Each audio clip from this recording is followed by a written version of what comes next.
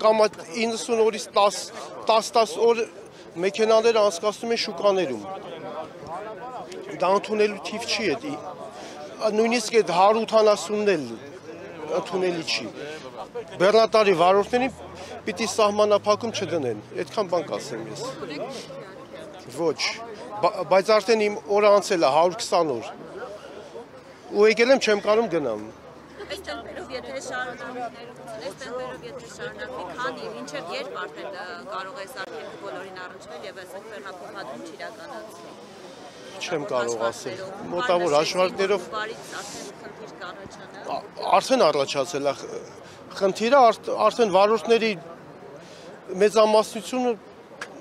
ժամանակն անցել է եւ չեն կարողանում արդեն սահմանը հատել։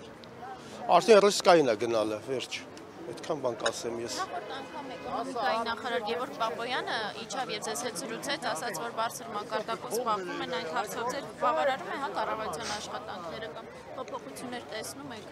Այս բանի ոչ մի փոփոխություն չենք տեսնում։